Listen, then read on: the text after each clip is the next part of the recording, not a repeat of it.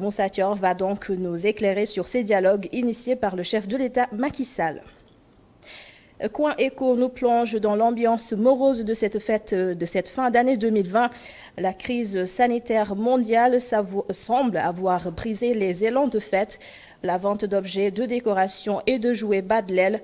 Les jouets, justement, un enjeu de taille pour les parents. Nous en parlerons tout à l'heure avec Mamadou Ndiaye. Ailleurs à Sédhiou, c'est une grosse avancée pour la région. La mendicité a nettement régressé ces 5 dernières années et c'est grâce notamment à l'engagement des communautés à promouvoir l'enseignement coranique. Et dans la rubrique tranche de vie des confessions, un jeune homme nous raconte comment il a vécu sa contamination au coronavirus au mois d'avril dernier. Et depuis lors, malheureusement, sa vie n'est plus la même. Et juste après, Abdourahmane Ly va nous rejoindre sur ce plateau pour nous parler de l'aloe vera, cette plante que nous connaissons tous grâce à ses multiples vertus esthétiques et médicinales. Et pour terminer, quelques conseils pratiques de Nancy Diouf afin de vous permettre de démarrer en super forme cette nouvelle semaine qui commence demain. Bienvenue à tous.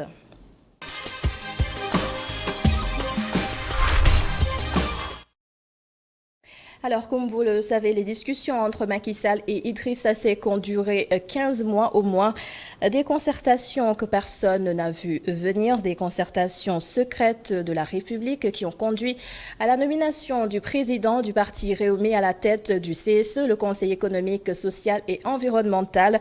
Rien de surprenant aux yeux du directeur de publication du magazine La Gazette, Papa Amadou Fall.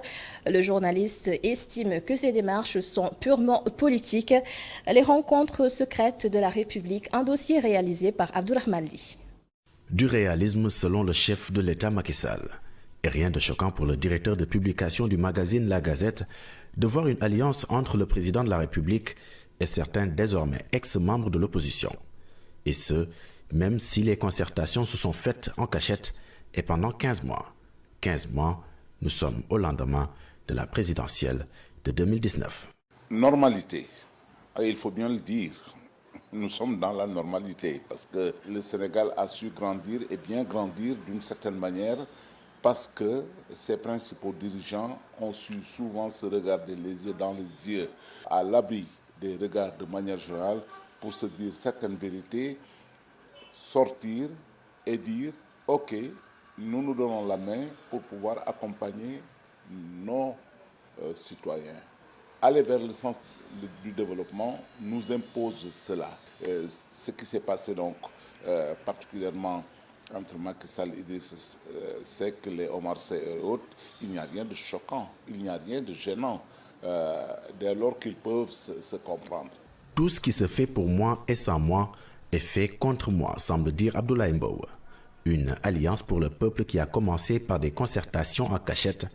Pour Abdoulaye Mbow, cette démarche est purement politicienne. Ce ne sont pas des concertations qui s'inscrivent dans une démarche républicaine. Le déroulé des faits nous pousse à croire qu'en réalité, le président Macky Sall est toujours dans sa dynamique de vouloir massifier, de vouloir intensifier, de vouloir densifier les rangs de sa coalition Benno Bokk Yakaar, tout en continuant de s'inscrire dans la même dynamique qui n'est autre que de réduire l'opposition à sa plus simple expression. À mon avis, il est tout à fait normal que les gens se concertent, mais si on se concerte en cachette, c'est qu'en réalité, il y a des calculs autres que véritablement une démarche qui va intéresser justement la marche du pays. Des calculs politiques qui se heurtent à des positions de principe de quelques membres de l'opposition.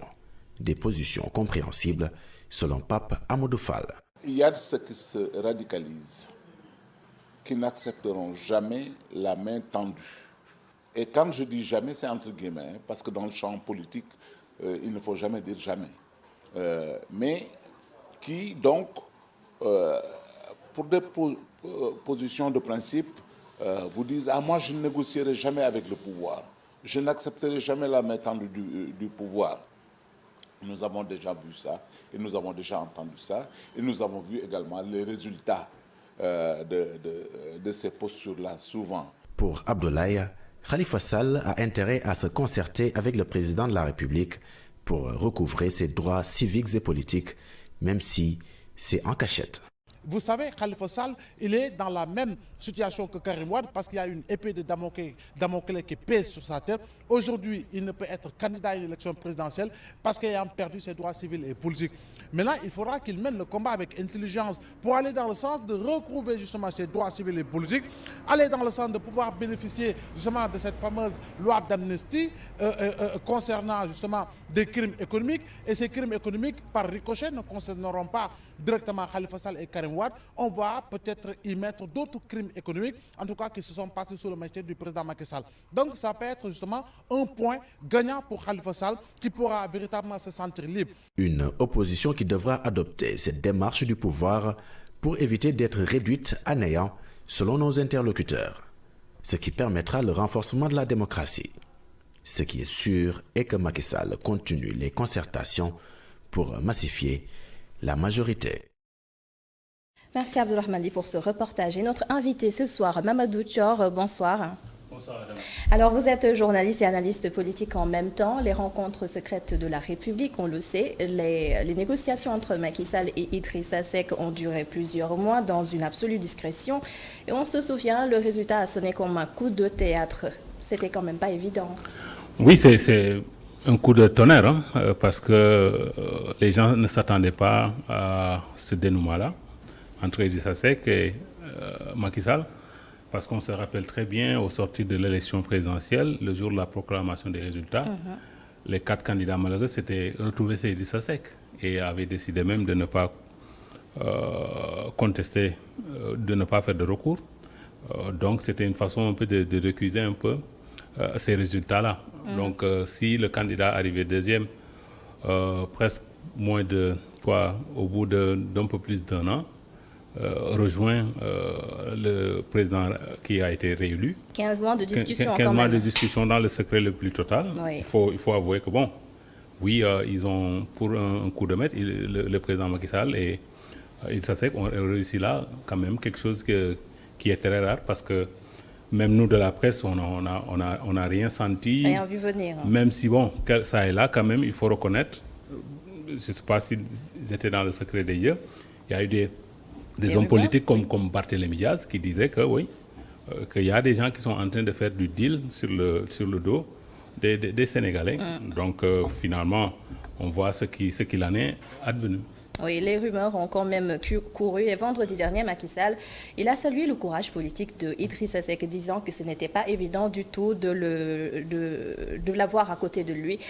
Selon vous, cette alliance entre le président Macky Sall et le président du parti Réumi, qu'est-ce qu'elle pourrait apporter aux deux hommes, mais surtout au parti au pouvoir, l'APR? Oui, le parti au pouvoir se voit renforcé dans la perspective de 2024. Maintenant, c'est de l'autre côté, il faudra voir du côté de Idrissa Seck ce que ça va lui rapporter. Parce qu'il ambitionnait quand même de succéder à Macky Sall. Donc aujourd'hui, on a vu la levée des boucliers qu'il y a eu après sa décision et après les arguments qu'il a avancés. Et il y a beaucoup qui n'ont pas été convaincus par ces arguments-là et qui n'attendaient pas cette posture d'Idrissa Seck.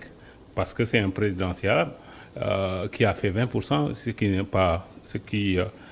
pas rien. Donc, ce qui fait que, bon, on attendait comme vraiment un challenger de poids en 2024. Qu'est-ce que les deux hommes se sont dit? Parce que, bon, en réalité, le mot deal n'est pas gênant. Souvent, les gens disent, oui, ils sont en train de dealer sur le dos de la République. Deal, c'est pour les anglophones que nous sommes. Ça veut dire accord. Donc, c'est un truc à la vogue présentement. Quand vous entendez les négociations entre le Royaume-Uni et l'Union européenne, deal ou no deal, c'est un truc à la vogue. Seulement, c'est ce qu'on met dans le deal qui est important. Et c'est là où, qu'est-ce qui est négocié en secret? Si c'est pour réellement l'intérêt des Sénégalais, ce n'est pas gênant. Mais si c'est pour l'intérêt personnel, oui, là, il y a à redire. Donc, c'est une alliance qui a un côté positif et un côté négatif. Absolument. Si c'est, oui, le côté positif, c'est réellement, si Idrissa Seck, ce qu'il a avancé comme argument, nous traversons, et ça, c'est un secret de polichinelle, que nous traversons une pandémie qui demande un peu que, bon, tous les fils et filles de la nation puissent vraiment apporter leur pierre à l'édifice. Si c'est quelque chose de sincère, oui, on peut le lui concéder. Mais s'il y a un calcul politique derrière et quelque chose à attendre de 2024 pour une dévolution monarchique, quelque entre guillemets, donc là ça veut dire on met l'intérêt personnel sur l'intérêt général. Mais je pense que bon, l'un dans l'autre, oui, il y a un côté positif un côté négatif. Mais du côté de Idrissa Seck, on a remarqué qu'il s'est séparé de Déthié Fall quand même. Oui, pour un commentaire un peu déplacé, oui, on va dire. Et quand on regarde quand même, ça pose problème au niveau d'Idrissa Seck. Oui. Quand on regarde au départ, quand il quittait Abdoulaye Wade et formait un peu Rewmi, vous regardez les images, elles sont là. Quand vous regardez derrière Idi, il y avait quand même des pontes. Il y avait des gens qui étaient avec lui, qui avaient une certaine carrure. Je pense que le ministre porte-parole du gouvernement actuel, Omar Gueye, était un de ses plus fidèles lieutenants, qu'il avait quitté d'ailleurs quand Idrissa Seck est parti avec fracas un an après l'arrivée de Macky Sall au pouvoir. Donc les Pape Diouf qui étaient ministres de la Pêche avec Omar Gueye, et à l'époque il y avait des députés de Tivaouane qui étaient des proches d'Idrissa Seck. Aujourd'hui, c'est à la limite, Yankoba Diattara, c'est le dernier des Mohicans. Il y avait Déthié qui était venu un peu après, quand tous ces gens-là sont partis. Mais un de ses plus fidèles lieutenants, qui lui est resté fidèle, et il faut lui reconnaître, c'est Yankoba Diattara. Donc, bon, il y a beaucoup de gens qui rompent les amarres, mais bon, avec sa présidence du Conseil économique, social et environnemental, c'est quand même, il a les moyens politiques aujourd'hui de renouveler, disons, entre guillemets, son personnel politique, les gens qui sont avec lui. Parce que vous avez vu, quand un peu la décision est tombée, quand il faisait sa déclaration chez lui, il y a, les gens ont accouru. Les fidèles, peut-être qui étaient un peu en retrait, les gens sont venus lui prêter main forte. Et j'imagine que bon... D'autant que c'était assez rare qu'il fasse des sorties médiatiques. Oui, il est très rare parce que lui, il s'exprime très rarement. Ça il faut le lui concéder. C'est un peu sa stratégie. Aujourd'hui, avec les moyens qu'il a au Conseil économique et social, il a peut-être le temps de renouveler un peu le parti en termes de leadership parce qu'il en a réellement besoin, s'entourer des gens qui sont à même, qui ont une assise nationale pour certains et une assise régionale pour d'autres. Mais est-ce qu'il ne risque pas de faire de l'ombre quand même à tous ses compagnons qui ont accompagné Macky Sall jusque-là? Parce que le parti Rewmi et la paire, ça constitue un poids politique non négligeable quand même. Oui, mais il faut être prudent et ne pas rapidement faire l'addition. Ce n'est pas automatique. Et Abdou Diouf, en 2000, est là pour être un bon rappel. On a vu Abdou Diouf, en 2000, lors du second tour, avait pu embarquer Djiboka qui avait 8%. Donc Abdou Diouf était à 42%. Mais vous avez vu, au deuxième tour, il a stagné. Il n'a pas dépassé ses 42%. Donc le calcul n'est pas aussi mathématique.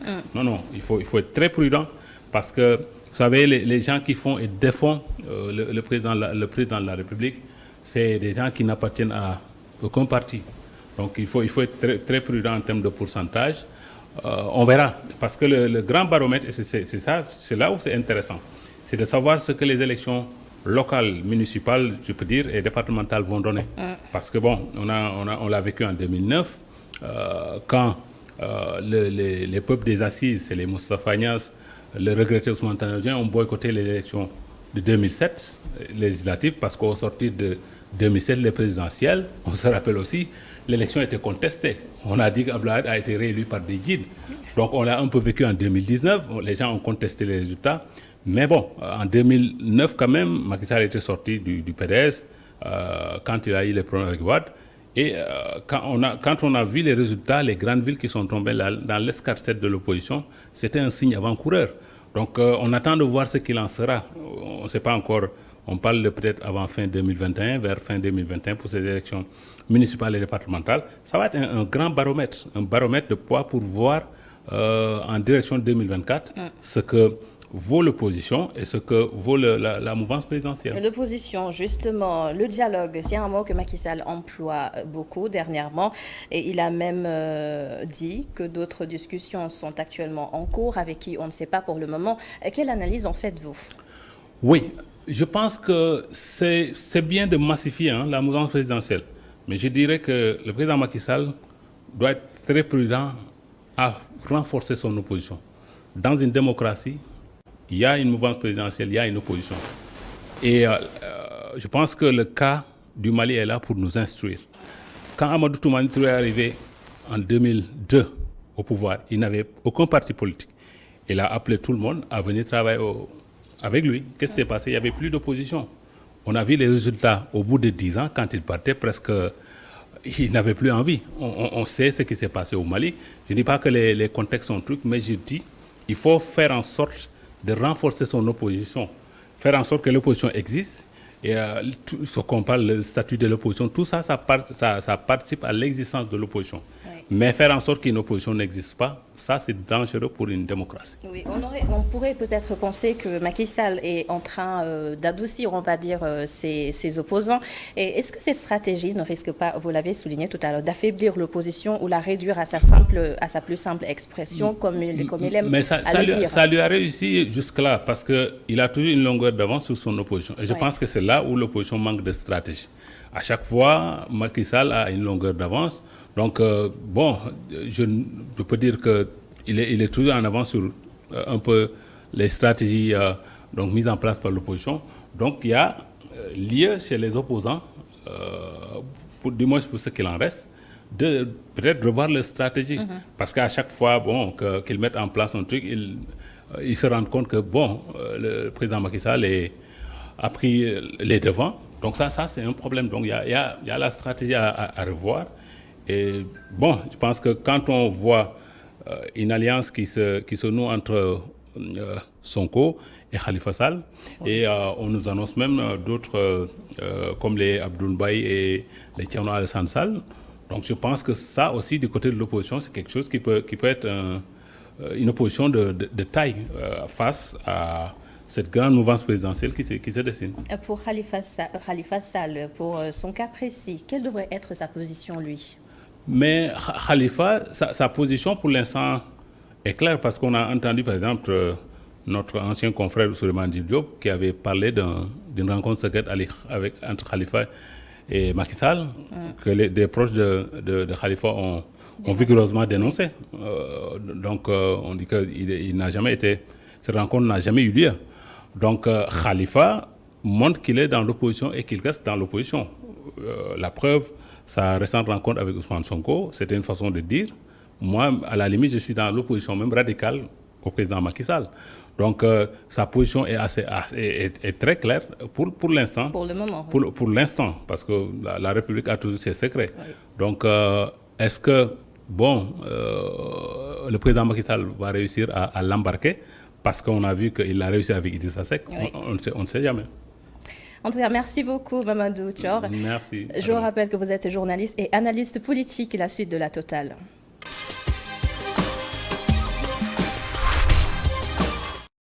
Un mois de décembre, pas comme les autres, coronavirus oblige. Les commerçants craignent une fin d'année assez difficile en raison de la faiblesse de l'économie. Et pourtant, ils ont renouvelé leur stock de sapins, de guirlandes et de jeux de lumière. Mais le commerce marche à pas de tortue. Les clients se font très rares.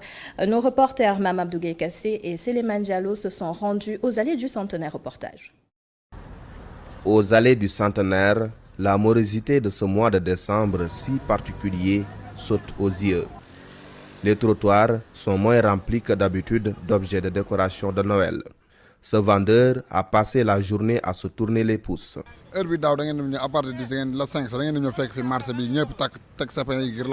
L'année dernière, à pareil moment, les trottoirs étaient totalement remplis de sapins et de guirlandes lumineuses et les clients venaient nombreux. Mais comme vous pouvez le constater, il n'y a aucun client. Nous n'en voyons qu'un à deux par jour à cause de la maladie. Lorsque vous venez vers moi, je vous ai même confondu à des acheteurs. La situation qui prévalait l'année dernière et celle de cette année ne sont pas du tout comparables. Nous nous en sortons bien, mais pour dire vrai, nous sommes trop fatigués. Plus rien ne marche. C'est impossible. Le coronavirus qui a paralysé l'économie mondiale a aussi fait monter les prix sur le marché de Noël. Les marchandises sont chères et l'oisiveté est à son paroxysme. La marchandise coûte cher. Les sapins, guirlandes, jeux de lumière sont à des prix intouchables cette année. Nous avons dépensé beaucoup d'argent pour pouvoir les acquérir afin de les revendre. En plus, ceux qui les importaient ont suspendu leurs activités. C'est pourquoi c'est cher et rien ne marche dans le pays. D'habitude, les allées du centenaire refusent du monde, mais la baisse d'affluence qu'il y a démontre que tout est à l'arrêt.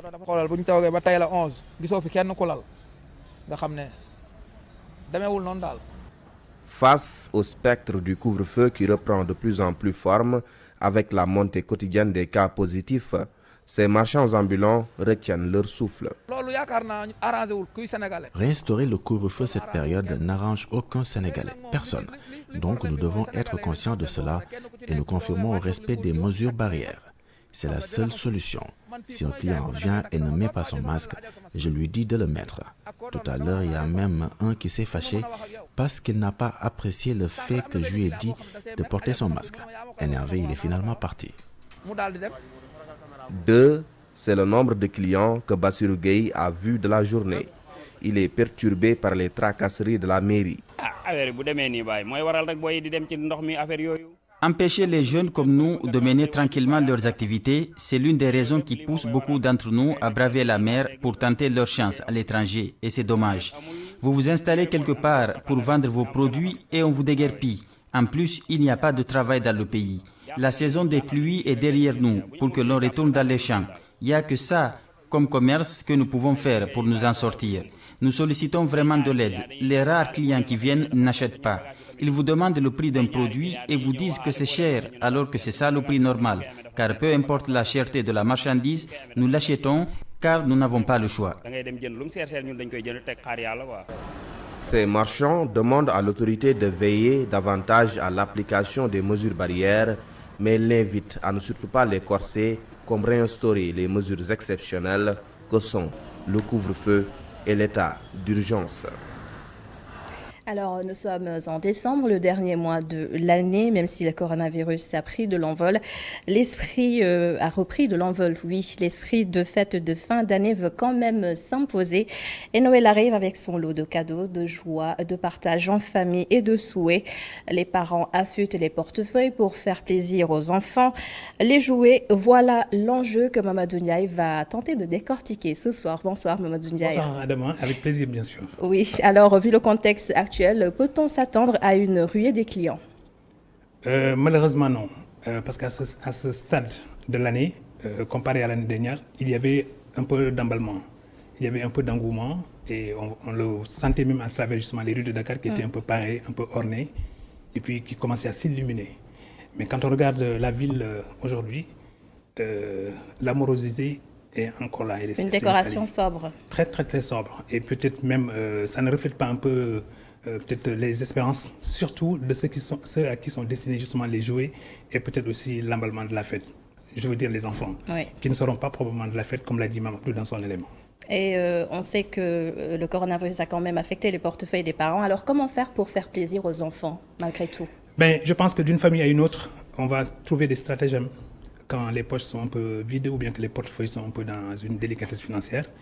Chacun va inventer la façon donc peut-être de gérer un peu cette période un peu cruciale pour les enfants. Parce qu'en fait, la fête, c'est pour les enfants, Adama. Et en vérité, d'ordinaire, il est établi que les familles dépensent 25% de leur revenu trimestriel à des fins justement d'achat des jouets. Mais cette année, il me semble que peut-être compte tenu de la difficulté que les parents ont à d'abord stabiliser les revenus familiaux, très probablement ça va impacter ou affecter aussi ce qui va être alloué justement pour l'achat des jouets pour les enfants. Et du coup, quand je parle de stratagème, certains vont peut-être dépoussiérer un peu les jouets de l'année dernière, essayer de trouver s'ils sont toujours fonctionnels. Et s'ils sont toujours fonctionnels, essayer de les dépoussiérer et en même temps aussi peut-être de se lancer à travers les réseaux sociaux ou peut-être les plateformes digitales, qui vend quoi et qui veut acheter quoi. Et ensuite, peut-être à ce moment-là, les parents vont s'échanger des produits qui vont arriver neufs parce que pour la première fois, les enfants vont les voir. Et s'ils sont assez subtils, ils pourront peut-être tromper un peu la vigilance des enfants. Des initiatives à mettre en oui, place. Et je crois que ça aussi, on devrait vraiment y penser parce que, voilà, à chaque situation, il doit y avoir peut-être des réponses, des adaptations et en même temps aussi des facultés donc, de surmonter les difficultés. Alors, à combien s'élève le chiffre d'affaires du marché des jouets au Sénégal quand même? Très difficile à savoir parce que le ministère du Commerce, surtout la direction du commerce intérieur, devrait sans doute donc donner des statistiques les plus récentes. Mais dans le global, le marché international, il s'élève à 90 milliards. Et l'Afrique a une portion très incongrue, la portion très congrue plutôt de ça. 90 milliards, ça représente un énorme marché. Oui. Et même ce marché, il va être affecté pour cette année. Si bien que, quand on regarde un peu proportion pour proportion, le continent africain va être véritablement marginalisé parce que la plupart des importations vont vers des pays qui, eux, consomment ou bien font consommer donc les foyers en matière de produits de jouets. Et tout ce qui va avec, donc pour orner la maison, la cour, les rues, les ruelles et puis aussi les boulevards. Oui, on l'a dit tout à l'heure, les jouets constituent quand même un enjeu. Expliquez-nous, Mamadou Ndiaye, en quoi ces jouets constituent-ils un enjeu? Mais d'abord parce que nous importons les jouets. Et donc, les jouets sont fabriqués ailleurs et ils sont destinés à nos enfants. Et culturellement, les enfants obéissent sans doute à un autre environnement qui n'est pas celui de la provenance des jouets. Si bien donc, de ce point de vue-là, il y a une équation culturelle qu'il faut régler.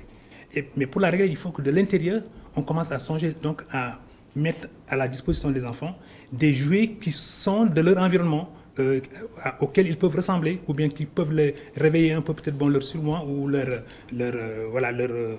appartenance à une ère culturelle. Ça, c'est un enjeu. L'autre enjeu maintenant, c'est que nous dépensons beaucoup à l'extérieur pour apporter des jouets pour nos enfants. Mais cette manne financière qui va vers donc des marchés de jouets, si on les réintroduisait ici avec peut-être des industries maintenant qui prennent en charge la fabrication et la construction des jouets, sans doute ça permettrait donc à ces entreprises d'avoir une certaine viabilité financière, mais en même temps aussi ça pourrait donner de la chance à toutes les familles de pouvoir disposer de jouets à un prix peut-être un peu souriant, un peu accessible à tout le monde. Oui. Et puis ensuite, les créateurs, parce qu'il y a toute une chaîne de valeur en demande. Il y a les créateurs, il y a les créatifs, il y a les designers, il y a les distributeurs, la grande distribution, mais il y a aussi la moyenne distribution, il y a le détail. Il y a donc toute une chaîne d'activités qui pourrait se greffer effectivement à la fabrication des jouets. Si on s'y met, on pourrait le faire. Parce que je vois mal aujourd'hui, en 2020, une jeune fille sénégalaise prendre une poupée blanche et dire qu'elle s'identifie à cette poupée, ou inversement. Mais les initiatives ne manquent pas. Il y en a des créateurs qui ont lancé des initiatives de ce genre, des poupées purement africaines. Peut-être que ça n'a pas connu une grosse ascension, mais il y en a eu quand même. Oui, on en rencontre ici et là. Oui. Mais peut-être que pour le moment, il n'y a pas encore cette conjonction de créativité. Et c'est ça qu'il faut. Parce que quand on regarde la taille donc de la population juvénile dans la sous-région, dans le pays ou peut-être même en Afrique, il y a une masse critique. Mais maintenant, il faut la travailler pour une longue perspective, ne serait-ce que pour essayer maintenant de trouver des industries puissantes qui peuvent sans doute canaliser peut-être les besoins des familles, mais en même temps aussi endiguer le flot d'importation de ces produits-là en les décourageant, parce que simplement il y a de la qualité et il y a aussi peut-être des jouets qui ressemblent effectivement aux enfants qui les utilisent. Et est-ce que ces produits, ces jouets qui sont importés répondent aux normes sécuritaires? Vous savez, la part des produits qui sont destinés à l'exportation, en tout cas pour les pays émetteurs de jouets, l'Afrique en a une part très, très, très, très infime. Si bien que on est en droit même de se demander si les produits qui nous viennent sont des produits qui ont été diagnostiqués, qui ont été disséqués, qui ont été analysés et qui ont été perçus comme étant peut-être propres justement pour être à l'usage chez les jeunes. Vous savez, il y a des objets contondants, il y a des objets plus ou moins délicats, il y a aussi peut-être des peluches qui peut-être même à la limite la matière, elle peut peut-être étouffer l'enfant, elle peut même constituer une sorte d'affection durable chez l'enfant. Donc si tout ça en amont n'est pas contrôlé, évidemment on nous fourgue la plupart justement des objets qui ne trouvent pas de destination. Et de ce point de vue donc ça appelle une urgence de la part de ceux qui se préoccupent, n'est-ce pas, de la santé des enfants, mais qui se préoccupent également de la vitalité de ces enfants et surtout de la créativité des gens pour nous produire donc des objets qui sont propres pour la consommation des jeunes, mais en même temps aussi qui sont durables. Parce qu'un jouet qui a été peut-être bon pour un enfant de cette année, probablement il peut être réutilisé l'année prochaine pour le jeune frère ou la jeune sœur donc de l'enfant d'avant. Et vous l'avez dit tout à l'heure, les parents ne s'en rendent toujours pas compte, ces normes de sûreté et de sécurité. Et hélas, parce qu'en vérité, ça n'est pas leur lot, ça n'est pas leur rôle non plus. Mais voilà, ils sont confrontés à ces difficultés-là. Quand vous levez vos yeux au ciel, Adama, dans la ville de Dakar, vous voyez que la plupart des terrasses sont inondées d'objets. Mais pourquoi? Parce que c'est le cumul des objets il y a 10, 15, 20 ans qui y sont envoyés. Et puis imaginez maintenant si tous ces objets-là, quand on les convertit aujourd'hui en valeur monétaire, c'est beaucoup d'argent. Ouais. Donc on devrait songer à cela, ne serait-ce que pour ça, pour au moins donner une impulsion donc à une industrie des jouets qui pourrait régler un certain nombre de problèmes et en même temps aussi paramétrer ce que l'enfant africain devrait consommer, mais par le touchement justement des parents qui, eux, sont appelés à plus de vigilance. Est-ce qu'il existe des pénalités ou des sanctions en cas d'incident grave? En bonne logique, pour ce qui est des grandes marques, pour ce qui est des grands produits, pour ce qui est justement des lignes de fabrication, oui, il y a effectivement des responsabilités qui sont assumées. Mais quand les produits eux-mêmes prennent des chemins un peu tortueux pour arriver en Afrique, il est bien évident que c'est très difficile de contrôler la provenance du produit. Ouais. Il est bien difficile encore de détecter donc les failles et en même temps aussi de les imputer à des responsabilités notoires. Si bien donc en Afrique arrive n'importe quoi, mais je crois qu'il est temps aujourd'hui quand même pour la santé des enfants et pour l'avenir de cette même jeunesse que les produits qu'ils consomment soient des produits bien confectionnés, mais également qui répondent aux normes. Et regardez simplement si peut-être une de vos amies ou bien peut-être de votre entourage revient avec ses enfants de l'extérieur, vous voyez les jouets avec lesquels peut-être ils s'entraînent tous les jours, c'est différent et nettement mieux élaboré que les produits justement que consomment nos enfants. Et comment protéger nos enfants en listant les produits et les matières dangereuses? Mais très probablement, il y a des matières inflammables. Ça, on devrait peut-être les connaître, donc disons la substance de ces matières. Les objets contondants aussi, on devrait peut-être les identifier. En fait, établir une liste qui, peut-être d'une année à une autre, sera peut-être plus exhaustif. Et ça permettrait donc de faciliter le contrôle. Mais ça permettrait également aux parents d'être plus vigilants pour comprendre que tel jouet, quand il est composé de telle ou telle matière, parce qu'il y a une notice qui devrait être adjointe au jouet, et en voyant peut-être la composition donc du jouet, le parent ou les parents devraient s'abstenir de l'acheter. Et du coup, maintenant, le vendeur ou le distributeur ou le gros détaillant ou peut-être le grossiste, tous verront maintenant qu'il y a une vigilance accrue du consommateur, donc du client final. Et à ce moment-là, eux-mêmes prendront leur disposition à partir justement de la source de ravitaillement, autrement dit, je veux dire, les marchés asiatiques qui nous inondent de produits, mais qui ne sont pas contrôlés. Nous sommes en temps de fête, même si c'est quand même morose, mais les enfants défavorisés, il faut qu'on pense à eux. Est-ce qu'ils ont, ils ont droit à des jouets? Oui, ils ont droit à des jouets. Ils ont droit aux jouets au même titre que les autres enfants, peut-être qui sont relativement plus nantis. Mais le souci ici, c'est qu'il y ait une équité sociale. Parce que l'enfant, quand même, quand il traverse justement cette période un peu délicate où il a des besoins, il a des désirs, il a des empathies pour un certain nombre de choses, il devrait trouver une réponse. Si l'enfant ne trouve pas de réponse à ses empathies, ça crée chez lui une sorte de frustration. Et quand ça grandit, on ne sait pas peut-être maintenant qu'est-ce que ça développe comme caractère chez l'enfant. Certains enfants sont dans une certaine marginalité, d'autres sont plus ou moins recroquevillés sur eux-mêmes, d'autres également ne développent pas un amour de soi. C'est normal parce qu'effectivement, ils ont été privés de jeux quand il le fallait. Et quand ils grandissent comme ça, c'est très difficile, même chez les psychanalystes, de réveiller le moi de l'enfant pour que vraiment socialement, il soit plus intégré. Donc, il faut qu'on accorde de l'intérêt et de l'attention à ces enfants qui sont démunis, qu'on les réintroduise justement dans le circuit de la sociabilité et que ces enfants-là aussi se disent, mais tiens, le bonheur n'est pas que pour les autres, c'est pour tout le monde. On en fait partie.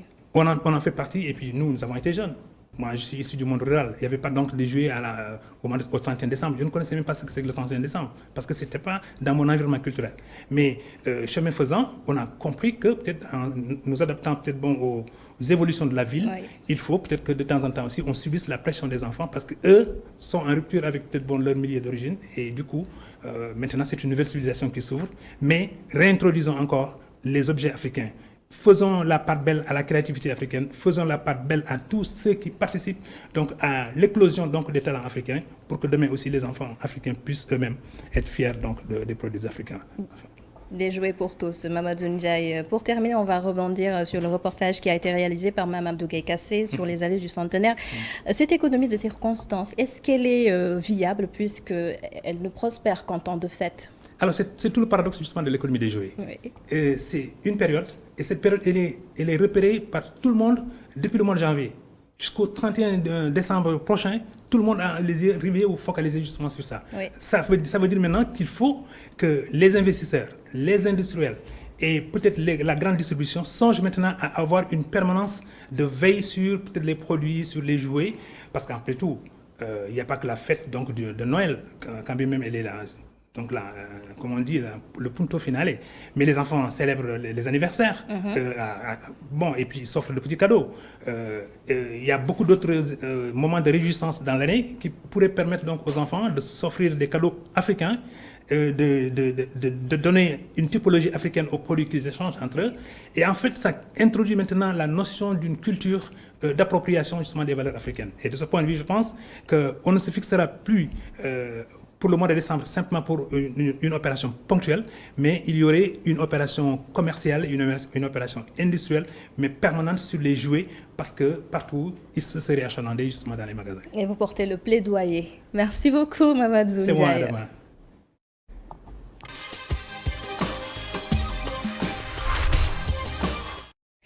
Si c'était une série, on aurait dit que la saison 2 est sortie. Nous parlons du coronavirus avec ses deuxièmes vagues de contamination au Sénégal.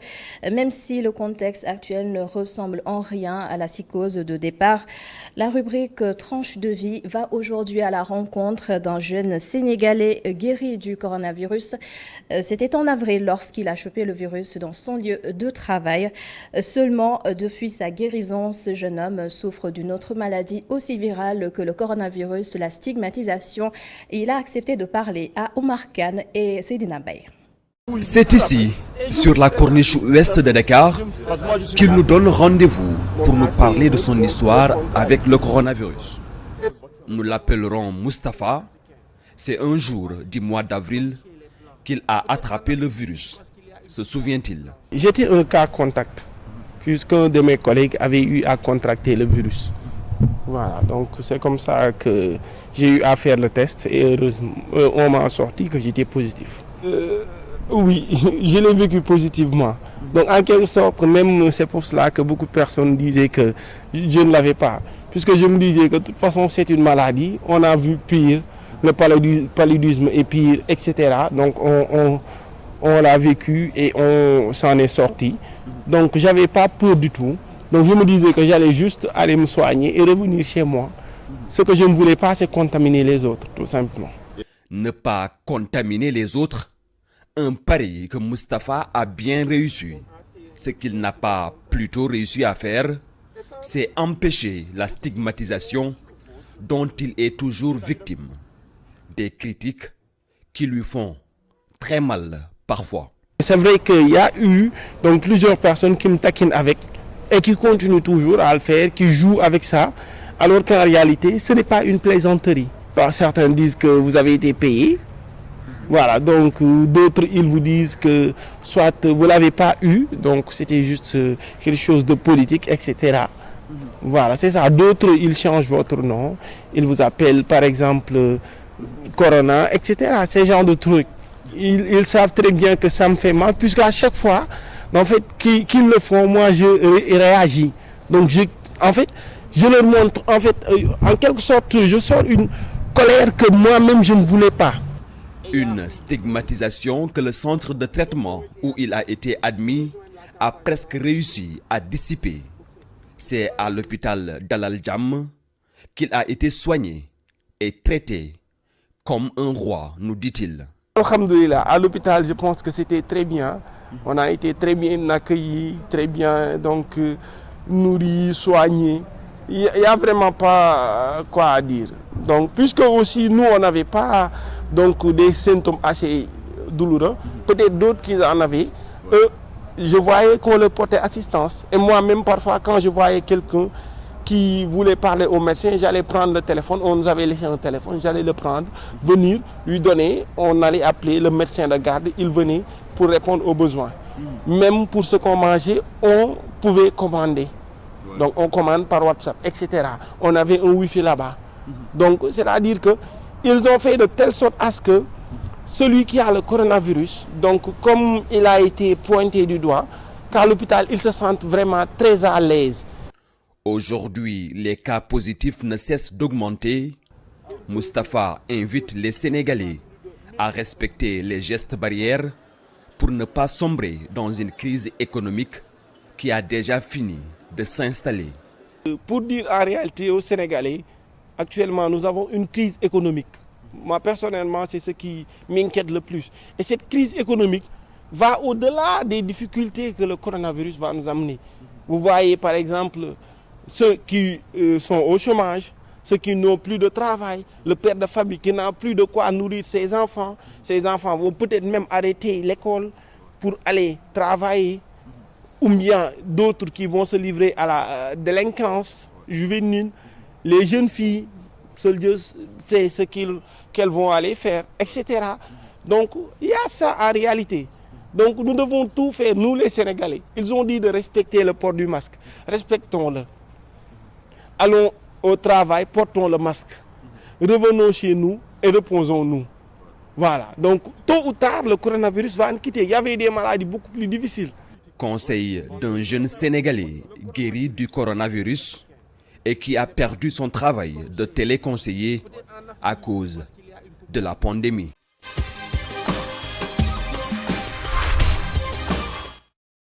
Et ailleurs, nous amène à Birkama. C'est l'un des premiers villages du Balantakunda à avoir éliminé la mendicité dans la région de Sédhiou.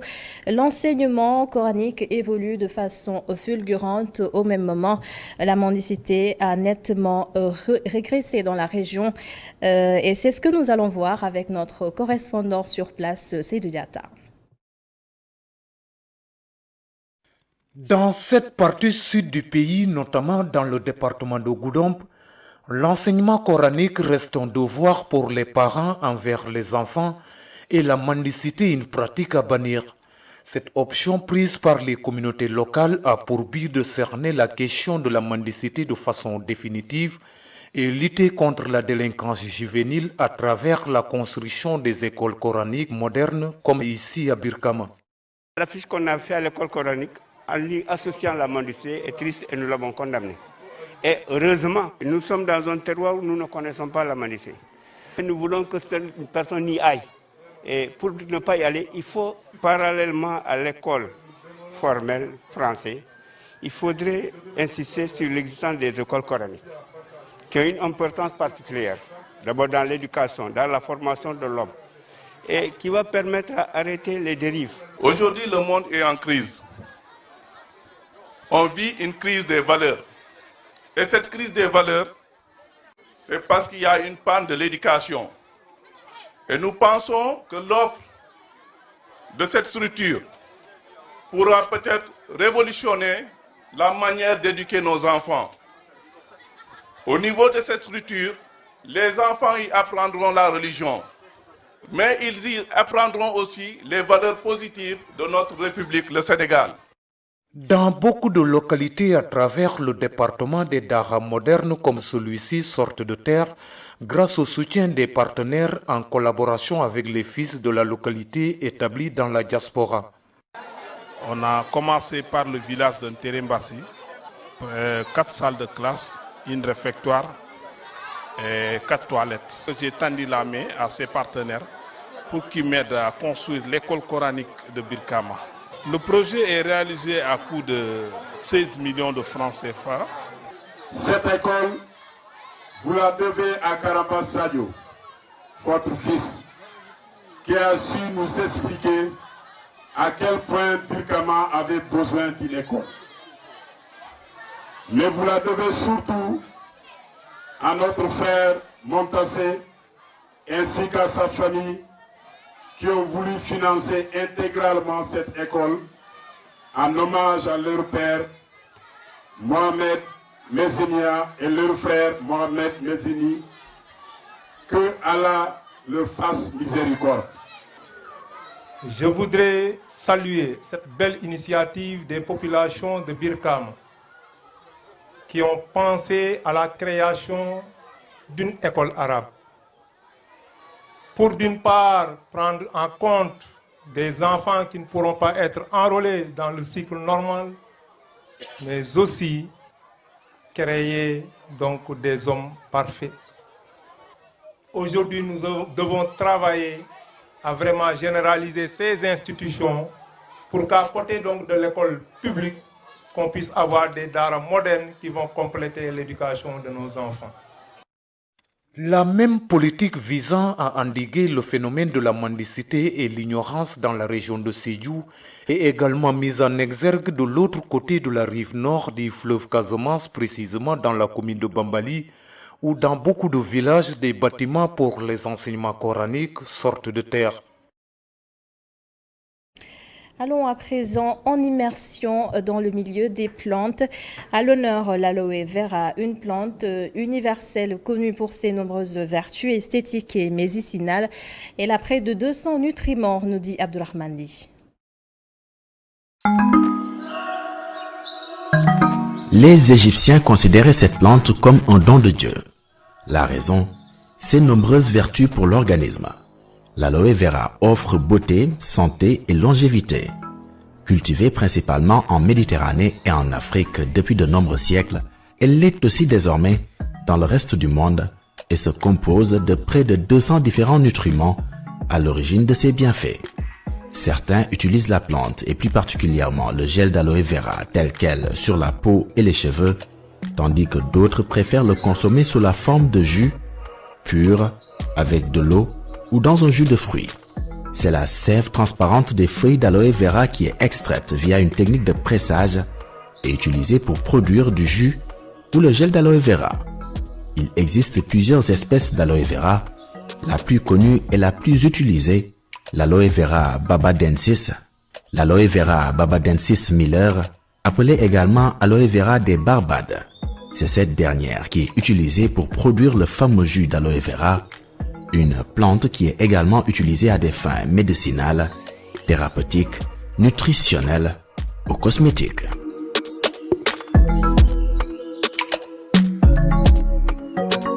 Il est avec nous sur ce plateau Abdulrahmani qui endosse ce soir un manteau de spécialiste des plantes. Bonsoir Abdulrahman. Bonsoir Adama.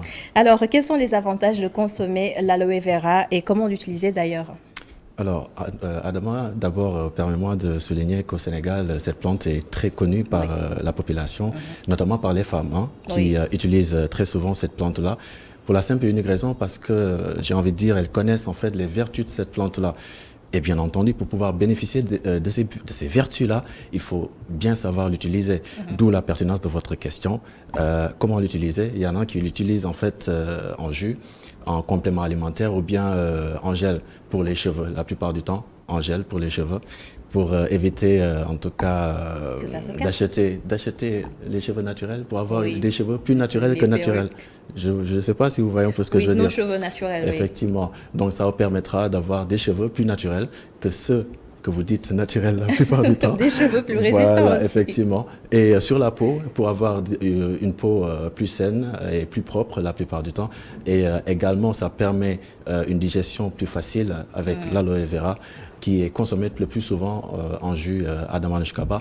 Là, je viens... Effectivement. On vous laisse nous montrer. Bien entendu. Ça, c'est le latex. Ce que vous voyez là, c'est le latex. Alors, c'est ce qui est utilisé la plupart du temps pour faire le jus ou bien pour faire, disons, le gel, entre autres choses qui peuvent en tout cas nous permettre, ou vous permettre, vous les femmes notamment, d'utiliser cette plante-là et de bénéficier bien entendu de ses vertus. Donc on l'extrait, c'est ça? Effectivement, on l'extrait et puis voilà, ça vous permettra, je dis tout le temps vous, parce que ce sont les femmes en fait qui l'utilisent la plupart du temps. Mais pas que, hein, attention. Effectivement, ça c'est vrai. Il y a des hommes qui l'utilisent bien entendu, mais ce sont les femmes, disons, qui l'utilisent le plus souvent. Oui, c'est bien fait. Les bienfaits de l'aloe vera sont vantés aux quatre coins du monde. On entend parler peu ou presque jamais des inconvénients de l'aloe vera. Est-ce qu'il y en a? Et pourtant, elles sont nombreuses les conséquences, j'ai envie de dire. Bon, les inconvénients, ils sont nombreux. Alors, par exemple, utiliser à de fortes doses, ça peut créer ou générer, disons, une crampe abdominale très intense. Ça peut également, disons, créer une diarrhée également. Et c'est assez compliqué. L'autre chose, tout à l'heure, je vous montrais le latex. Le latex, c'est ça. C'est ce liquide-là que vous pouvez retrouver lorsque vous essayez d'extraire carrément, qui est assez gluant. Et pourtant, c'est la partie la plus dangereuse de l'aloe vera. Ah oui? Ouais. La partie la plus dangereuse dans le sens où elle pourrait, cette partie-là, bien entendu, disons, créer une insuffisance rénale Ouais. Je ne savais pas du tout. Effectivement, ça peut créer une insuffisance rénale. Mal employée, bien entendu. Tout est question de dosage. Effectivement, tout est question de dosage. Mal employée, elle peut créer ça. Et l'autre chose également, cette substance est dangereuse dans le sens où ça peut créer également des polypes intestinaux. Les polypes intestinaux, comme vous le savez, ça génère également ou ça participe au cancer ou ça a pour effet en tout cas d'améliorer, bon, j'ai pas envie de dire améliorer, mais ça a pour effet en tout cas de participer au risque en tout cas du cancer du côlon. C'est un facteur de risque. Merci beaucoup Adama, c'est ça, effectivement c'est un facteur de risque et comme vous venez de le dire tout à l'heure, il faut savoir l'utiliser de façon modérée. Bien dosé. Pour pouvoir bien entendu bénéficier de ses vertus. Et avant de quitter ce plateau, je vous offre cette merci beaucoup, c'est gentil. Ici en tout cas bénéficier des vertus de l'aloe vera qui sont... Oui, on dit que c'est très utile pour les boutons aussi. Effectivement, j'espère que vous n'en avez pas. Je taquine. Merci Abdurrahman Ly.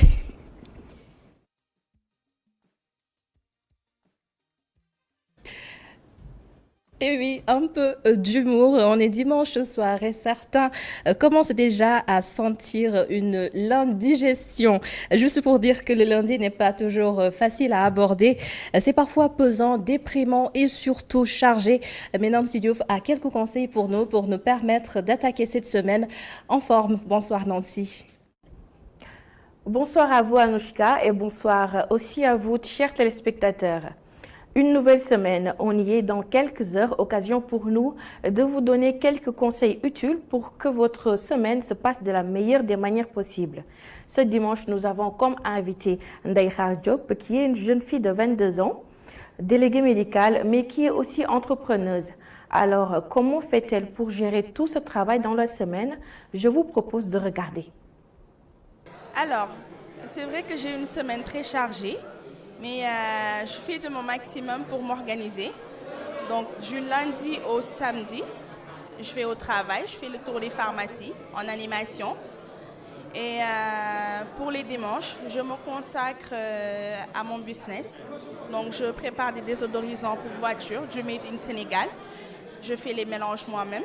Donc j'ai juste été curieuse, je n'ai pas appris la chimie. J'ai juste été curieuse, j'ai essayé de faire des mélanges et puis je me suis dit pourquoi ne pas me lancer dans les désodorisants. Donc j'ai jamais vu des désodorisants du Made in Sénégal, donc je me suis lancée pour voir qu'est-ce que ça allait donner. Au début c'était un peu difficile, mais là ça va, je m'adapte avec le temps. L'organisation, on ne le dira jamais assez, est la clé pour passer une bonne semaine. C'est d'ailleurs ce que nous recommande notre invité du jour. Alors, juste un petit mot, c'est d'être organisé. Personne n'a le temps actuellement. L'essentiel, c'est d'être organisé. L'essentiel, c'est de savoir comment gérer son business.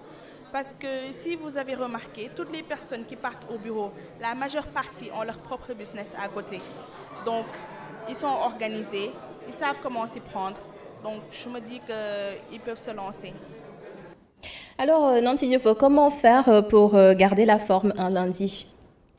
Effectivement, le dimanche est la journée idéale pour ralentir la cadence. Essayez de ne penser qu'à vous pour une fois et profitez aussi de la journée pour essayer de nouvelles recettes ou bien lire un bon livre ou tout simplement faire la sieste. Veillez toutefois à ne pas trop dormir pour ne pas perturber votre horloge biologique. Merci beaucoup Nancy Diouf pour ces conseils sur lesquels on se dit au revoir. C'était un plaisir d'avoir été avec vous. La totale du dimanche, c'est dans une semaine. Et sur ITV ce soir à 21h, best-of de votre émission Gam Gamle avec Ella Jingandiagne. Et à 22h, vous aurez votre rendez-vous sportif Omnisport avec Saïkou Seydi et Pape Malik Diaw. Bonne soirée.